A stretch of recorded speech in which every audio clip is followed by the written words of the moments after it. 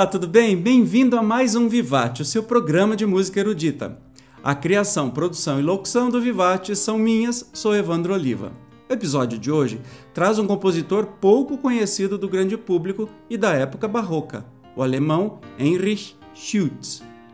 Descoberto por um músico hospedado em sua casa, o jovem Schütz foi encorajado a levar a música adiante e progrediu até se tornar o compositor alemão mais importante de sua época antes de Bach. Compositor de 500 peças, nasceu em 9 de outubro de 1585 na cidade de Bad-Lüstritz, Alemanha. 5 anos após, mudou-se com a família para Weinsfels. Em 1598, Moritz, impressionado com suas realizações musicais, o levou para Kassel, onde serviu como menino do coro e estudou música com o Kapellmeister, a figura mais importante da música na corte. Depois, foi para a Universidade de Marburg, onde cursou Direito, mas Moritz aconselhou-o a abandonar os estudos universitários e ir para Veneza, na Itália, como aluno de Gabriele, um importante músico veneziano. Além disso, forneceu meios financeiros para que pudesse se manter por mais de 3 anos, retornando à corte de Moritz, em Kassel, em 1613. No ano seguinte, foi concedido por 2 meses à corte do eleitor de Dresden e em 1615 o eleitor Johann Georg I requisitou seus serviços por mais 2 anos. Moritz, seu patrocinador e tutor musical, concordou com relutância e acabou vendo-se obrigado por motivos políticos a novamente ceder quando o eleitor insistiu em manter Schütz permanentemente a seu serviço. Neste pequeno início da história do compositor, percebemos o quanto era difícil fazer música na época barroca quando não se tinha condições financeiras de se sustentar. Schütz, para conseguir o que almejava, teve que se sujeitar a estas indas e vindas, mas sempre se desenvolvendo. Schütz foi Kapellmeister em Dresden, Alemanha. Mas o que era um Kapellmeister?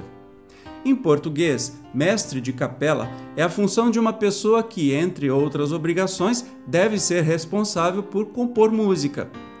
Originalmente, a palavra era utilizada para designar alguém responsável pela música numa capela. Entretanto, o significado do termo evoluiu bastante em resposta às mudanças na profissão do músico. Em Dresden, Schütz era responsável pela música para as principais cerimônias da corte, religiosas ou políticas. Também tinha que manter a capela provida de pessoal e supervisionar a educação musical dos meninos do coro. Em 1619, publicou sua primeira coletânea de música sacra, os Psalmen Davids.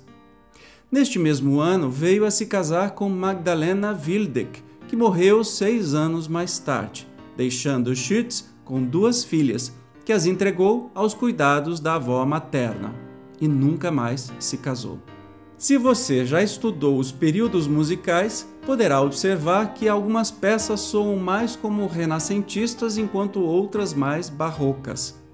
É que a época em que viveu Schütz foi de transição entre um período e o outro, que geralmente não é muito definido mesmo. Perto do final dos anos 1620, as pressões econômicas da Guerra dos 30 Anos começaram a atingir a corte do eleitor onde ele trabalhava.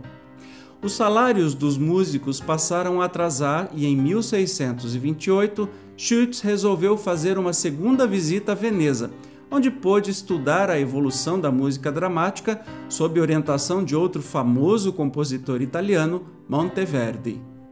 Voltou no ano seguinte a Dresden, mas por causa da guerra tudo foi paralisado, o que o forçou a ir para a Dinamarca e ficou trabalhando lá por alguns anos. Retornou a Dresden em 1635, mas não ficou. Conseguiu a liberação da corte do eleitor em 1656, onde foi aposentado, mas durante os anos anteriores trabalhou nas suas composições. Foi um dos primeiros grandes compositores alemães a se dedicar ao oratório, onde se destacam a história da ressurreição, as 7 palavras de Jesus na cruz e a história do feliz nascimento de Jesus Cristo. Os Salmos de Davi, as sinfonias sacras e as canções sacras também são obras-primas do gênero. Schütz foi o maior compositor alemão do século XVII, o primeiro de projeção internacional. Sua produção foi quase que exclusivamente de arte sacra. Musicou, sobretudo, textos bíblicos e escreveu umas poucas músicas baseadas em corais. Faleceu em 6 de novembro de 1672 com 87 anos. E hoje finalizamos o Vivat. E peço, por favor, que se inscreva em meus canais de vídeo no YouTube e me siga nas redes sociais. Também te convido a conhecer meu trabalho como cantor, que está disponível em todas as plataformas de música. É só digitar Evandro Oliva. Aprecie agora as mais famosas peças de Schütz. O link está na descrição deste episódio. Até mais!